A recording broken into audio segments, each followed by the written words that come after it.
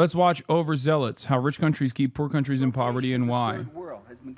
Oh, damn. Starts off strong with yellow parenti. God damn. The third world has been going on for 400 years, brings us to another revelation, namely that the third world is not poor. You don't go to poor countries to make money. There are very few poor countries in this world. Most countries are rich. The Philippines are rich.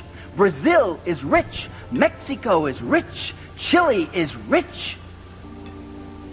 Only the people are poor. But there's billions to be made there, to be carved out and to be taken. There's been billions for 400 years.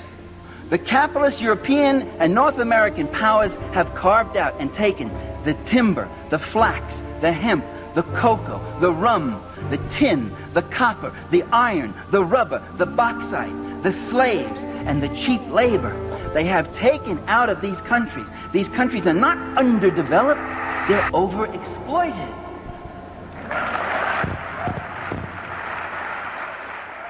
Almost 40 years later, and this still holds true. When we hear the word colonialism, some may associate it with an outdated system of exploitation and coercion, one that took place a long time ago, and although it was wrong, we grew past it and learned from our mistakes. But unfortunately, I'm here to tell you that, although you may believe that this depravity is ancient history, it's not. It's just advanced with the times. Instead of subjugation by way of guns, whips, chains, and soldiers, the imperial forces of today use something that seems a little cleaner, a little more professional. They use debt. Instead of colonialism, we've moved to a system of neocolonialism. Some of the many antagonists responsible for condemning the developing world to a cycle of debt and exploitation are none other than our international financial institutions, specifically the IMF and the World Bank. So how did we get here? He literally stole from multiple pharma companies. Bernie Sanders stole what? This is America we need to bravely defend. Dude, I am noticing that the discourse is getting progressively dumber. It's getting to a point where it's like you are hallucinating and you don't even know what you're hallucinating. I think what you tried to say was that you misunderstood fake news and you tried to say Bernie got money from pharmaceutical corporations. Because you don't understand how donations work or political contributions work. But you're too stupid to even understand the fake information. So now you're saying like, oh, Bernie Sanders stole from pharma. Are you in favor? Like, what does that even mean? What does that tell me about your worldview? We are in such a dire situation that I am begging the morons in my chat to at least do fake news correctly. Yeah, Bernie Sanders goes against the Constitution. You're right. The Constitution. Did your research from what? Don't do research from government. Do your own, bro. There's perhaps no better indication that I'm about to hear some of the dumbest shit I've ever heard in my entire life than a guy who says, I did my own research, bro. Do your own research, bro. I've never had somebody go, do your own research, bro, and then follow that up with like anything that is remotely comprehensible. The IMF and the World Bank were established after the Great Depression and the Second World War to maintain global financial and economic stability. Although the war helped stimulate the global economy due to wartime production and expenditures, there was a concern that the world would revert back to the economic policies that exacerbated the Great Depression. Since slipping back into economic turmoil was such a genuine worry at the time, 44 nations sent a total of 730 delegates to Bretton Woods, New Hampshire, for a conference dealing with world monetary and financial policy. This gathering is known simply as the Bretton Woods Conference. Out of this conference came the International Monetary Fund, or the IMF, and the World Bank. The purpose of the IMF was to promote international monetary cooperation and ensure financial stability by stabilizing exchange rates, promoting economic policies, offering financial support or loans to member countries, facilitating trade, and so on. It's important to keep in mind that at the time, the US dollar was backed by gold and other countries' currencies were fixed to the US dollar, so having an organization, like the IMF, mandated with monitoring exchange rates and lending monies to countries who may be facing balance of payment issues made sense. However, since this system ended in the early 70s with the abandonment of the gold standard, you would think that the role of the IMF would shrink or disappear completely, But no, from 1970 to 1975, the volume of lending more than doubled in real terms, and the IMF's influence persists to this day. The IMF, like the World Bank, is not actually a bank, but it nonetheless lends money. We'll get into why this is detrimental in a bit. The way the IMF is set up is as follows. Member countries pay a quota, which is essentially a subscription. The wealthier a country is, the more money they contribute to the IMF. The more money they contribute to the IMF, the more of the vote share they have. This weighted system leads to disparities in the vote share and allows for rich Western countries to exercise political influence and power over poorer nations. They can champion policies that benefit rich Western interests at the expense of developing countries who have little to no say in the matter. To illustrate the absurdity of this system, a country like Ethiopia, with a population of 70 million, has half the vote share of Luxembourg, which has a population of only 500,000. And for years, the whole of sub-Saharan Africa had only 4.6% of the votes in the fund. This weighted voting system, predicated on wealth over population size, gives the US alone, and any 4 other G7 members acting together without the US, the ability to block policy decisions and exercise their power over developing nations. It doesn't help that the head of the IMF is always a European and the head of the World Bank is always an American. I hope you can see where this is going. Let's take a quick look at the World Bank. Like the IMF, it was created during the Bretton Woods Conference. While the two institutions are often seen as siblings, the World Bank focuses more on funding development projects and reconstruction around the world. Both institutions lend money, but they do so in a predatory way. Through the use of debt, they keep poor nations trapped in cyclical poverty, and they enable wealthy countries to exert political influence over them. This system undermines the sovereignty and prosperity of these developing nations, all while the institutions responsible for this mess claim to be motivated by the goal of spreading wealth and development. Here's how it works. During the Cold War, when the struggle for On it. It's the correct video. It's the video that we're watching. Political influence and global hegemony between the West and its allies and the Soviets and their allies transpired, Western banks and institutions encouraged developing countries to take out massive loans. This process was often predatory and extremely irresponsible. These developing nations would be told that they needed IMF and World Bank loans to modernize, and debt was framed as a necessary tool for development. The IMF and the World Bank often ended up loaning money to corrupt leaders and dictators who appropriated the funds for personal use and left their country in debt. Whenever they successfully convinced a developing nation to take out a loan with them, conditionalities were part and parcel of the deal. Meaning, if a developing country took out a loan with the IMF or the World Bank, that country needed to adopt specific policy prescriptions. Those policy prescriptions were designed not to aid the developing country and turn it into an economically sufficient nation, but to prioritize its ability to repay its debt with interest and open up its economy to the West. I should note that if a country was severely... Yes, the debt offered has serious restrictions on where the money can be utilized, and the money that can be utilized is oftentimes with foreign capital. This is a way to extract natural resources and open up the floodgates of foreign capital into these countries. In many circumstances, it's also designed in a way where you won't be able to pay back the debt. So once that moment comes, you can then, by force, implement austerity measures and privatize key aspects and key sectors of the economy that might have been previously controlled by the government. After that privatization, you bring in foreign capital to purchase these things for pennies on the dollar. This is how it works. Impoverished, the IMF would impose either like what China is doing with the One Belt, One Road. Ironically enough, China so far has not done this with the One Belt, One Road. Don't take my word for it. Take the word of Foreign Policy Magazine and many other thinkers who are not exactly pro-China and are actually biased against China, but still recognize that this is not what the Chinese debt trap looks like. There are numerous articles. I think one of them that I can recall called the Chinese debt trap myth. China not only does not implement austerity or force Chinese capital, China also simultaneously offers better loan conditions, no restrictions whatsoever, and has on numerous occasions actually voluntarily engaged in loan forgiveness. Imagine being the US aid funded,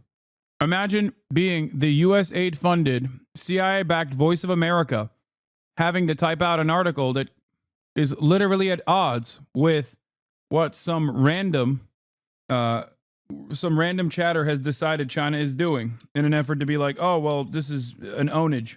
Spreading lies once again. Spreading lies once again. So you're like the Atlantic. In the past 2 decades, Bloomberg, like the Atlantic, Bloomberg, Voice of America. I'm not just coming up with this on my own, dumbass. Why don't you go and address the CIA's very own Voice of America? These are not exactly communist nor pro-Chinese outlets. You're no different than a Trump supporter. It's literally what Trump supporters do when they're faced with information. They just like, instead of questioning what they previously knew or their lack of knowledge, they turn around and just immediately attack the source. The source that I'm utilizing is quite literally an openly anti-Chinese source. He's an Epstein sex cultist. They're always on the same beat. I've argued with them on their own links, and they just refuse to listen and call you brainwashed. It doesn't make any sense. Like, there's plenty to criticize China on. It's just that this is objectively not a real boundary to criticize them on. So much so that, like, Western media that is not exactly pro-China at all, including the Voice of America that gets paid to be anti-Chinese, has actively written about how our former understanding of like the Chinese debt trap and how similar it is to the IMF processes is just completely wrong. They're a low interest rate or no interest at all, but don't let this fool you. The intentions here were not altruistic, interest or not. The goal was to entrap indebted countries and use them to pursue the interests of the West. To quote John Perkins, author of Confessions of an Economic Hitman, whose job for years was to try and get developing countries to take out these predatory loans, I would work to bankrupt the countries that received those loans, after they had paid Maine and other US contractors, of course, so that they would be forever beholden to their creditors, and so they would present easy targets when we needed favors, including military bases, UN votes, or access to oil and other natural resources. Now let's get back to those loan conditionalities. The IMF and the World Bank forced borrowing countries to adhere to a set of economic reforms and policy prescriptions known as structural adjustment programs, or SAPs. SAPs fit snugly within the neoliberal era, and they forced borrowing countries to implement privatization of state-owned enterprises, trade liberalization through the removal of tariffs, subsidies, and so forth, deregulation, currency devaluation, and austerity in the form of cuts to public services,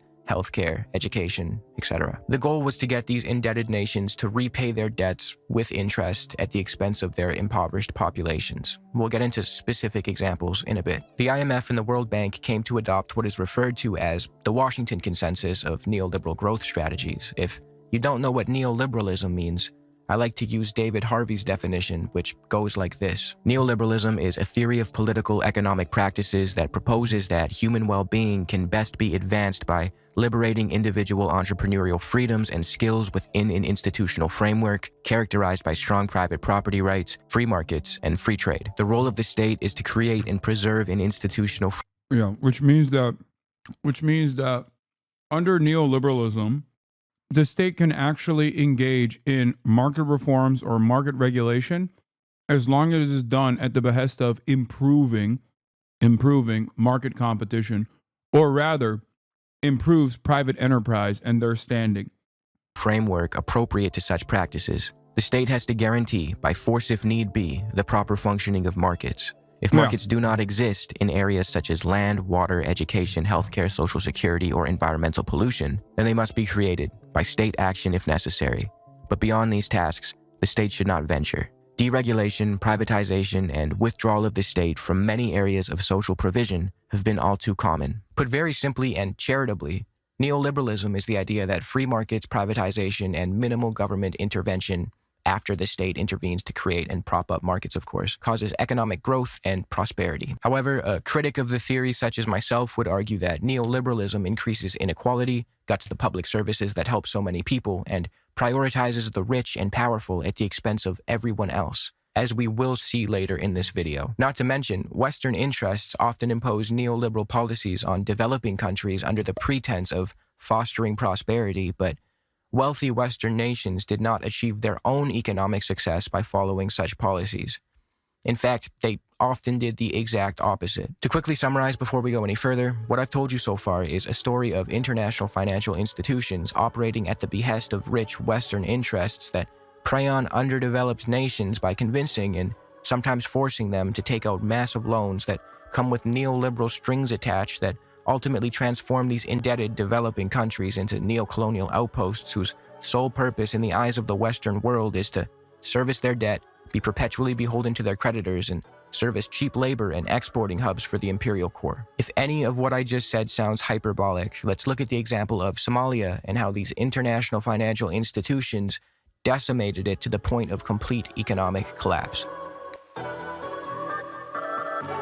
Somalia is just one of the many countries that fell victim to the predation of the IMF and the World Bank. Throughout the Cold War, Somalia had been the recipient of Western loans and aid, and by the time the early 80s came around, it found itself with debt that it couldn't pay off. The IMF and the World Bank then subjected Somalia to neoliberal structural adjustment programs so they could more effectively service their debt. Prior to the IMF and World Bank's intervention, Somalia was in a much better position. To quote Mikhail Chossudovsky's The Globalization of Poverty, Somalia was a pastoral economy, meaning an Dude, Overzealous is one of my new favorite YouTube pages. Straight up. Banger after banger. Go give them a follow. It's great.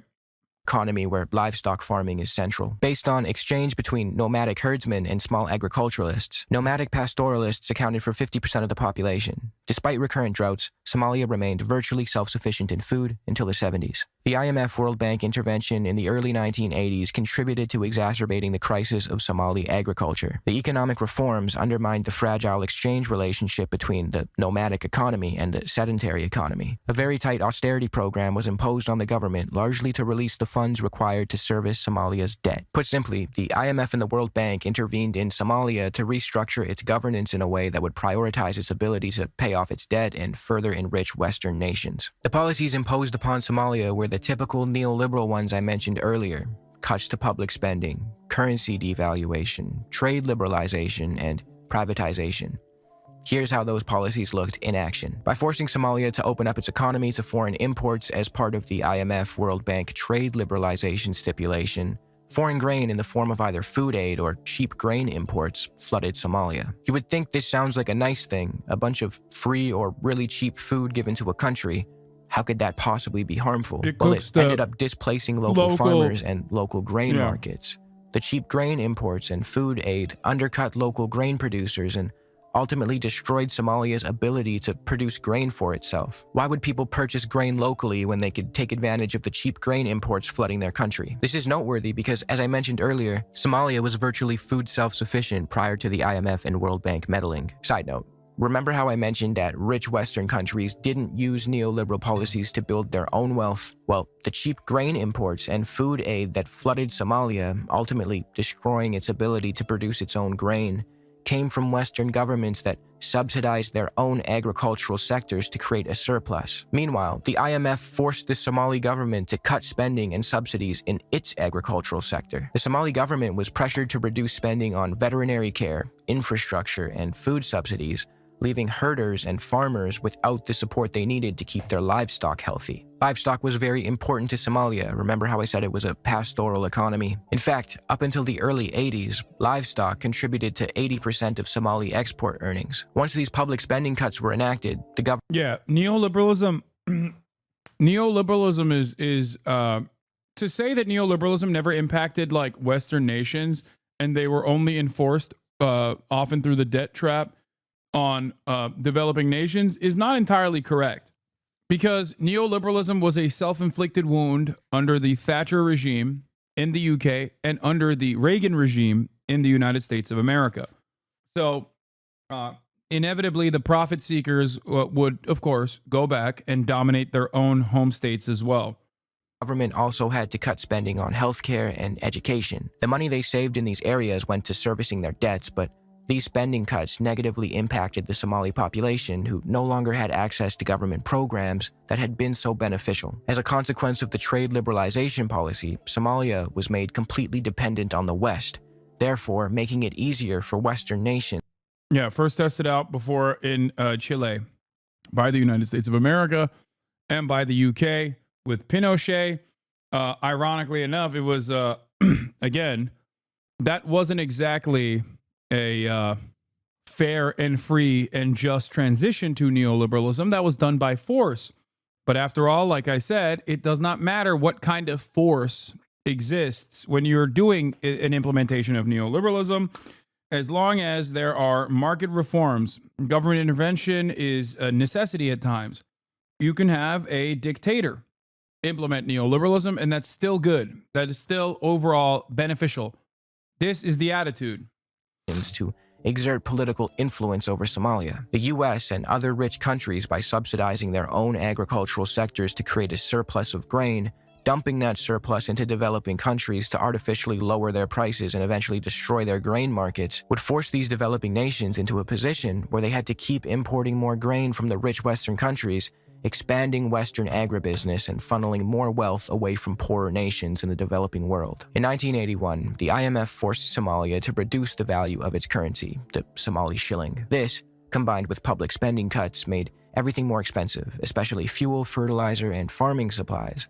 As a result, farmers struggled. They could no longer import the now unaffordable goods they needed to keep their livestock healthy. The average Somali had less purchasing power to buy food and essentials, and roads and infrastructure started falling apart because the materials needed for upkeep became unaffordable. Currency devaluation was a very common SAP policy. Although it made life harder for the people of Somalia or any other country subjected to it, currency devaluation made exports more appealing on the world stage. It also made Somali labor cheaper for foreign corporations and their powerful currencies. Remember how I just went on a massive diatribe about how Western imports of surplus grain strategically decimated Somalia's ability to produce food for itself? Well, that was only part of the plan.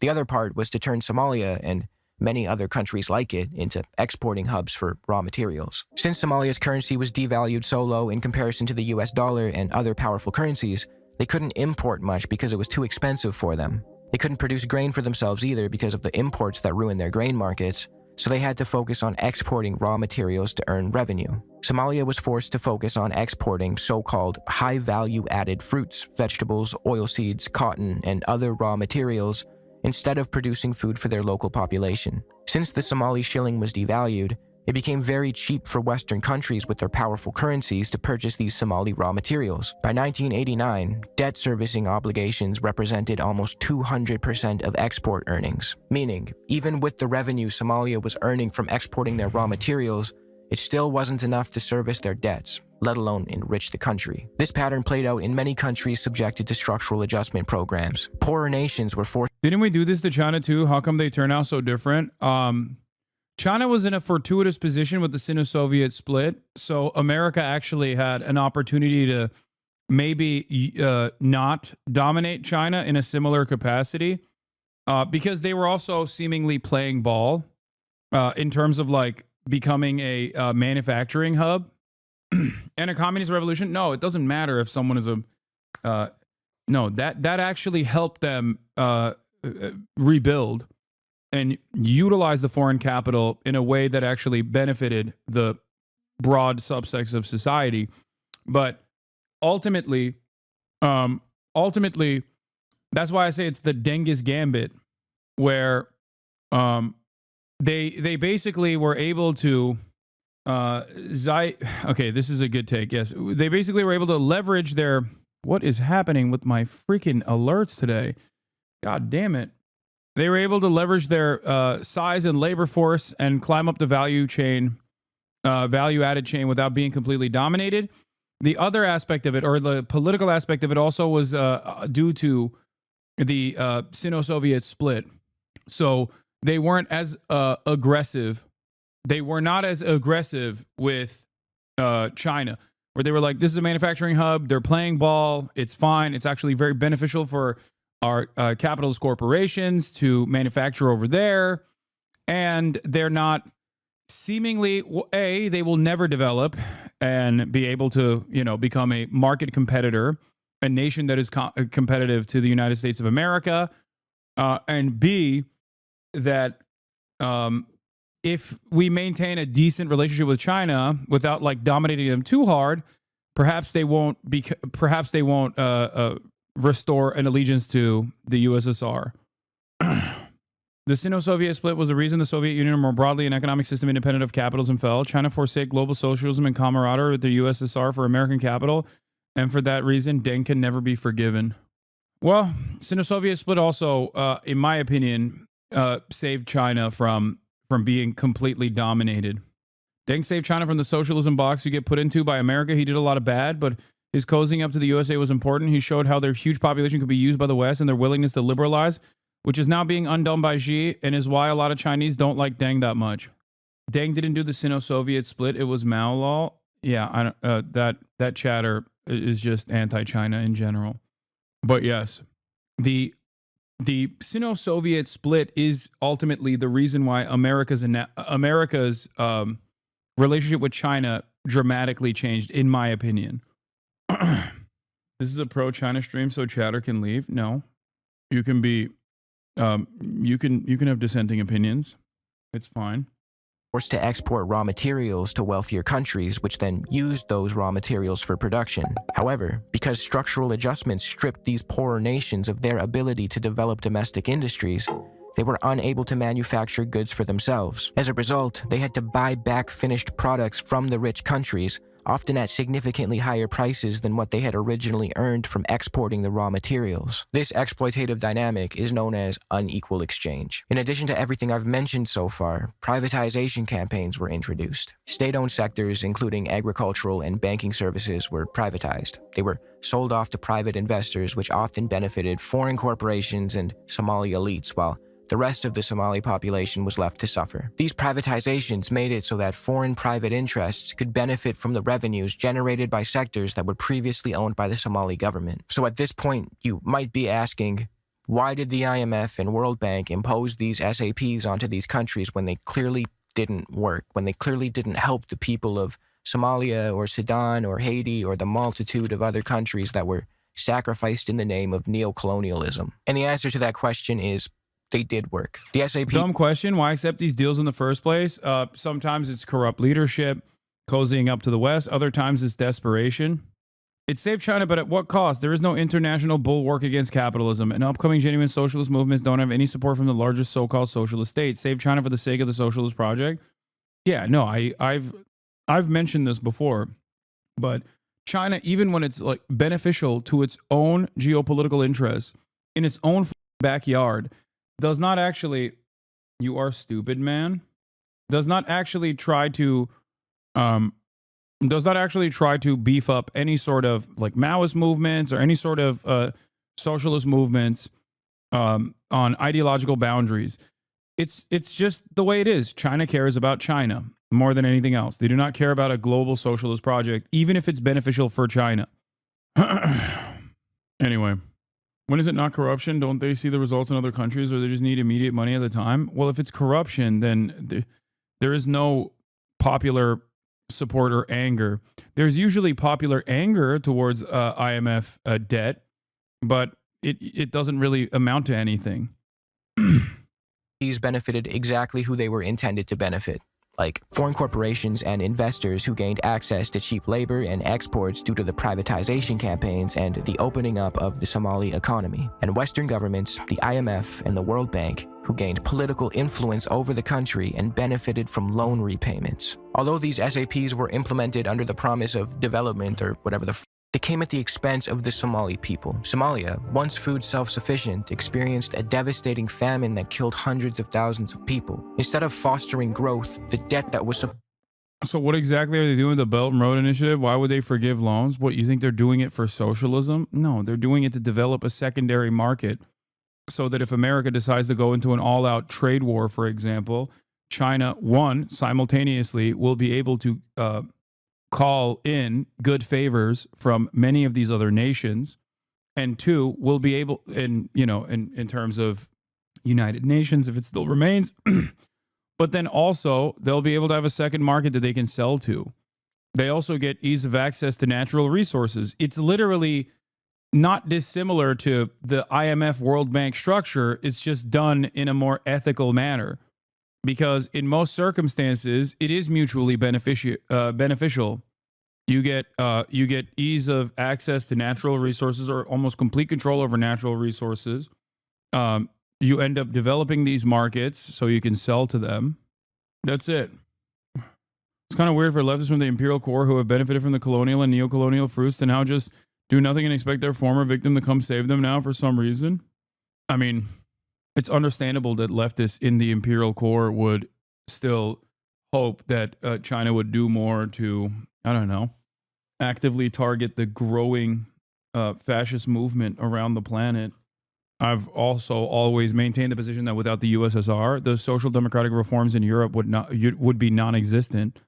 If China is seen as a competitive threat ideologically to capitalism, then just like Democrats and liberals that concede and capitulate to fascism right now in an effort to maintain their governing coalitions, you would see the very same thing happening in a lot of these countries in the opposite direction. Russia is a truly anti-fascist country? Sure. Okay, chatter. Yeah, definitely. They're definitely also very socialist still. Supposed to aid Somalia only further enriched the developed world and the international financial institutions that issued the loans, while Somalia's people suffered. These debts and foreign influence in the country eventually helped lead to a full-on economic collapse in Somalia. I focused on Somalia for this video, but this process was replicated all throughout the developing world. Debt. Expecting China to save you was like right when he was expecting Trump to save them. You're a fool if you're waiting for a savior. Oh my God. I'm not. I'm just simply telling you what is going on. I don't know why this is so frustrating for a lot of people. When I say China is not presenting itself as an ideological bulwark against capitalism that is currently perishing and turning into fascism, I'm explaining why China is not doing that. Some people get mad and say that the expectation that China should be doing that is ridiculous. I don't think it's that ridiculous. I think there is an argument to be made about self-preservation even for Chinese interests if they were to actively undermine growing fascist movements around the globe, because fascism does not simply go away, at least historically. They only perish when they have to be combated militarily. Wait till 2035. We're still in the early phase of socialism. 2035 is the goal for possibly starting up an international socialist movement again. Yeah, well, we'll see. I'll be dead by then, so.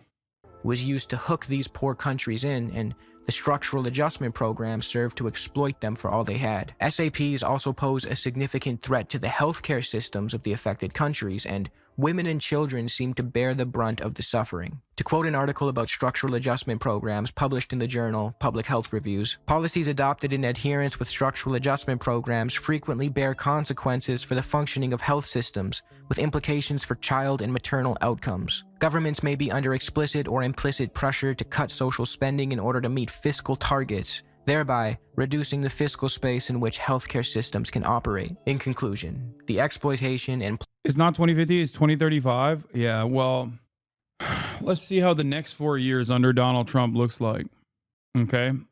And then we'll see. We'll reconsider when we get to the end of the next 4 years, end of the second Trump term. I mean, you are pissing off a lot of crazies. No, I don't mean just like me. I'm talking about the supercharged growth of fascist movements. Also, I'm looking at what China has done in the past. Like, they're not, let's just say they're not allergic to aligning themselves with some pretty bad people if it suits their immediate benefit. Look at Myanmar. That's a great example. They will both collaborate with the junta and also simultaneously anti-government forces, depending on what suits their purpose. Same goes for, I mean, even with respect to their allegiance with Russia, that's a more understandable one. Russia is a nation state, a powerful one, okay, and an energy provider. But, you know, we'll see. Or their trade relations with Israel, that's another one. Plunder that devastated the developing world during the days of colonialism has not been eradicated. It's just been reorganized. I'll close this video out with an excerpt from one of my favorite authors, the late David Graeber. For almost 2 years, I had lived in the highlands of Madagascar. Shortly before I arrived, there had been an outbreak of malaria. It was a particularly violent outbreak because malaria... This guy's awesome. He's saying Russia is very much against fascism. Chinese government goes against humanity. We can't have people like Bernie, who are very far socialists, infiltrate one of the big powers, especially people like Fauci, life in prison. Okay, dude. I'm just going to ban you for your own sake. Okay? Poor guy. Just losing his mind. Had been wiped out in highland Madagascar many years before, so that after a couple of generations, most people had lost their immunity. The problem was, it took money to maintain the mosquito eradication program, since there had to be periodic tests to make sure mosquitoes weren't starting to breed again, and spraying campaigns if it was discovered that they were. Not a lot of money, but owing to IMF-imposed austerity programs, the government had to cut the monitoring program. 10,000 people died. I met young mothers grieving for lost children. One might think that it would be hard to make a case that the loss of 10,000 human lives is really justified in order to ensure that Citibank wouldn't have to cut its losses on one irresponsible loan that wasn't particularly important to its balance sheet anyway. If history shows anything, it's that there's no better way to justify relations founded on violence to make such relations seem moral than by reframing them in the language of debt. Above all, because it immediately makes it seem that it's the victim who's doing something wrong.